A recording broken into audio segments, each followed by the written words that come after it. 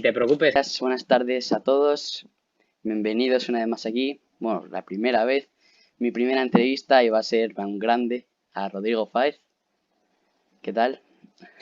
¿Qué tal? ¿Cómo estáis? Bueno, pues antes de nada, muchas gracias por elegirme a mí como el primer invitado y encantado de estar aquí contigo echando un cable en lo que se pueda. Hombre, un placer. Bueno, vamos a empezar por algo sencillo. ¿Cómo surgió esa pasión por el fútbol y por un poco por el periodismo en general? Yo creo que surgió por la necesidad que yo tenía de contar historias o las ganas que tenía de contar hazañas, en este caso deportivas, ¿no? Más enfocadas al fútbol como eran las del Sporting de Gijón, porque a mí me gustaba mucho ver a los narradores, a los pies de campo y yo quería ser uno de ellos, ¿no? Y formar parte también de ese mundillo. Y la verdad que fue así, o sea, eso y que el periodista fuera un poco el medio, ¿no? Entre el protagonista y la audiencia para hacer llegar ese mensaje o esa historia que creo que era algo distinto a lo que yo o mi familia me querían para mi futuro y la verdad que, mira, me ha salido bien. Y la primera vez, esa primera vez que te llaman y te dicen, Rodri, vente con nosotros que tenemos un trabajo para ti. ¿Cómo reaccionas en esa primera vez? ¿Cómo es esa primera vez?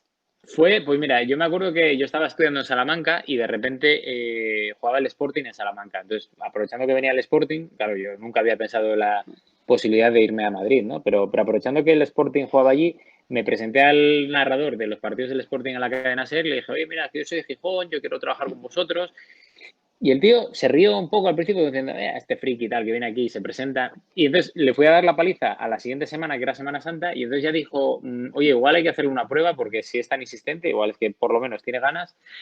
Y entonces nada, hice la prueba en Semana Santa, estuve ahí como una semana entera trabajando y la verdad que muy bien. Y ya luego cuando llegó el verano me llamaron como becario y me quedé un año y medio más para una cosa que iba a ser muy puntual. Pues mira, al final me quedé un año más y ya luego me fui a Madrid y etcétera. Porque claro, todos sabemos esa pasión que tienes tú por el Sporting de Gijón. Eso, ¿cómo surge un poco esa pasión por el Sporting?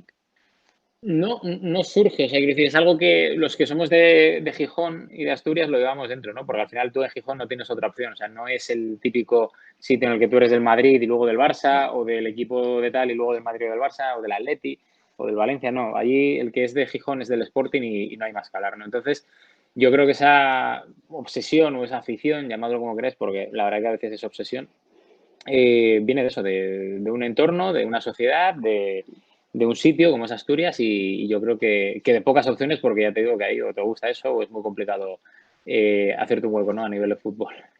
Claro, porque tú en el periodismo, por ejemplo, ahora mismo lleva mucho tiempo. ¿Cuántos años llevas exactamente en el periodismo? Pues llevo bastante, tío, porque yo acabé la carrera, llevo 15 años, tío, así a lo tonto, es la primera vez que lo Jo, pienso porque acabé la carrera en 2005, empecé ese mismo año de beca en la SER, en 2008 ya me vine para Madrid, en 2010 a Barcelona en la tele y desde la tele pues eso, hasta aquí, ujú. o sea que a Y, lo grande aquí. No me lo creo ni yo.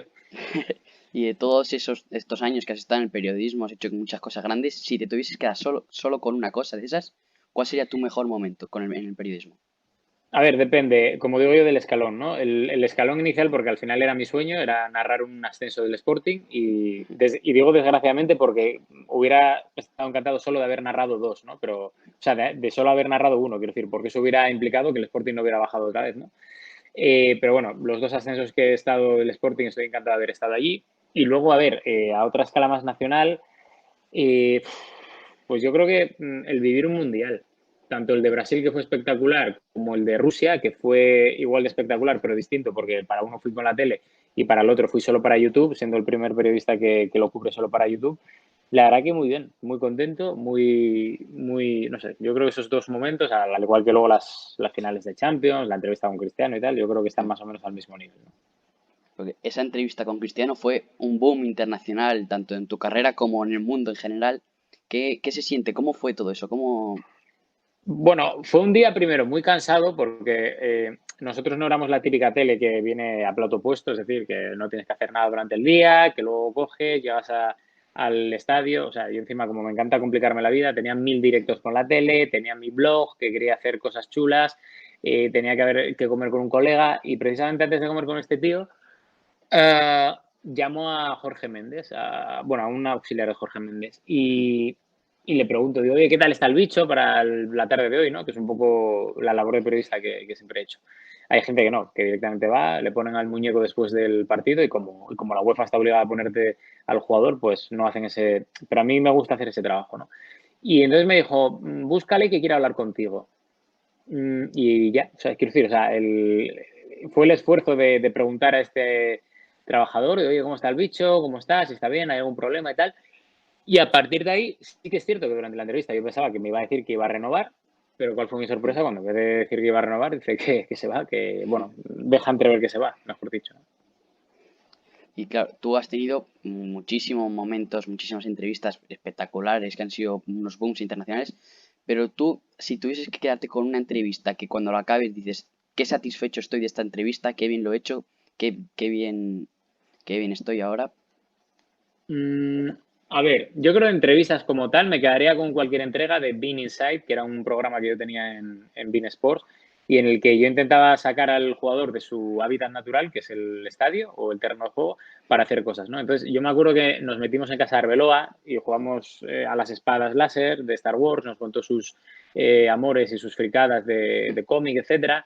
Con Monchi nos hizo un café en su piso de Roma, luego nos llevó a ver la ciudad deportiva. Con Joaquín le volvimos a juntar con Baptista. Courtois nos llevó a jugar a golf cuando era jugador todavía del Chelsea.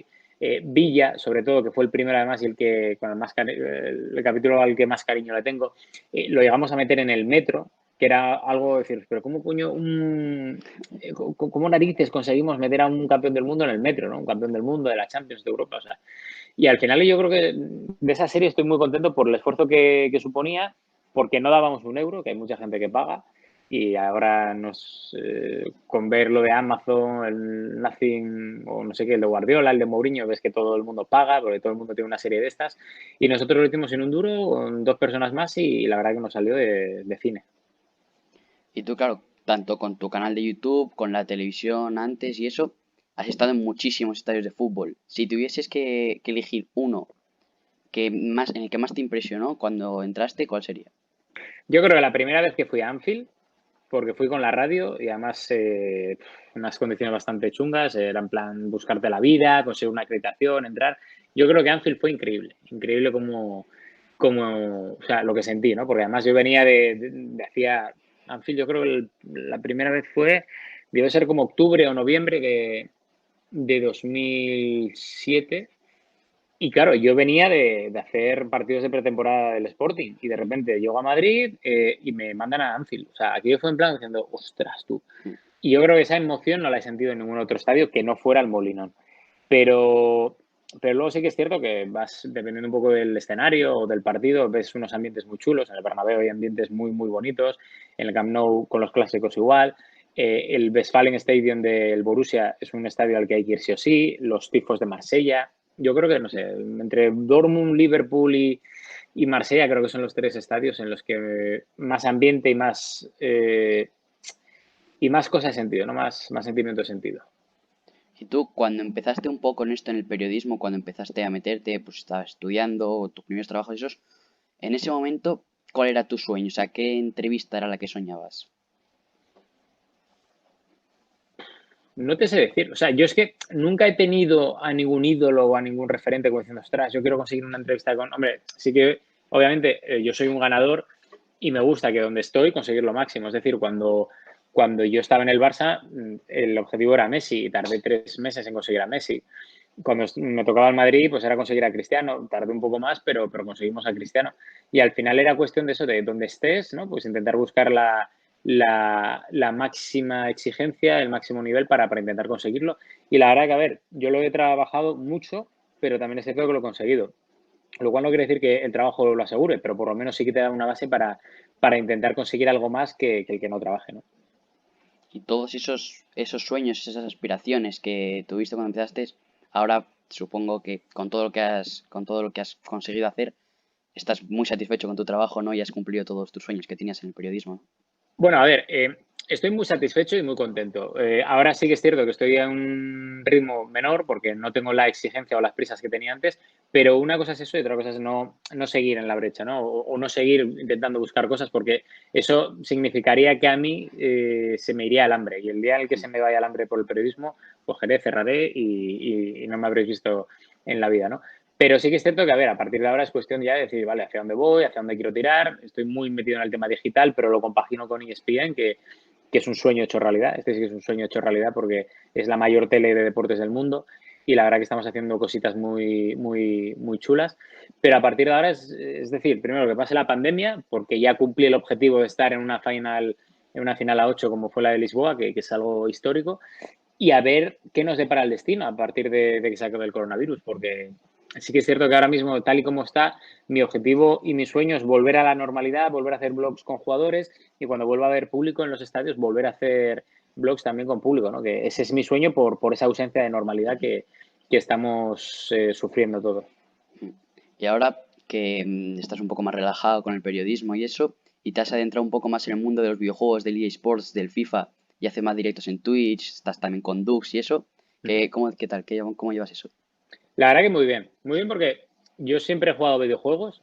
Una cosa es que seas peor o mejor, que yo soy muy malo, pero una cosa es que eso y al final es cuestión de que estamos televisando cosas que yo haría en privado. O sea, quiero decir, yo siempre he llegado a casa y he enchufado la Play o he enchufado el ordenador para jugar o para comentar con mis colegas y ahora lo hacemos en directo, por lo cual a mí no me supone mucho esfuerzo. Hay algún día que sí que es cierto que puede ser algo más obligado y en ese aspecto creo que es televisar un poco nuestro tiempo libre, lo cual a mí no me importa no me importa para nada. Y luego lo de Dux, para mí sí que es un orgullo. Primero porque he estado en la fundación del club, soy de los primeros miembros del club porque soy creador de contenido del mismo y me gusta mucho hacia dónde van los tiros y me gusta cómo trabajan. Creo que los valores que tiene Dux es una cosa excepcional y que no tiene ningún otro equipo, incluso de fútbol diría. Y pienso que la forma en la que se trabaja y la forma en la que es la gente que forma este club y esta entidad, creo que es algo fantástico para que se perpetúe a lo largo de los años y para que afiancen una marca que creo que ya está consolidada, pero que tiene que crecer más. Desde luego Dux ahora, además también con el Internacional de Boadilla, con el equipo de fútbol ahí, vamos, va como un tiro Dux ahí. Va Pero muy ahí, bien, pero el tema es ese, es que siga creciendo. Ya no solo por claro, el tema deportivo de segunda B, ¿no? Que eso ya es mucho más complicado, pero y que la gente conozca más los eSports, que seamos un poco los que estemos abriendo ciertas puertas, que eso es algo que es cosa de Mario Fernández, de Totti, de Xavi, ¿no? Que son los, junto con Borja, los que llevan esto y con Pedro Ample, y que sigan creciendo y que sigan haciendo cosas y que nos sigamos divirtiendo, porque al final a mí me da la sensación, Dux, que es un club de colegas en los que tú llegas, te ríes, haces contenido o creas cualquier tipo de movida y te vuelves a casa, ¿no? Entonces es una especie como de oasis, ¿no? De diversión. sí. Y ahora ya, por último, para terminar, ¿qué le diría el Rodrigo Fáez de ahora al Rodrigo Fáez que empezaba en el periodismo? Empieza en YouTube ya, seguro.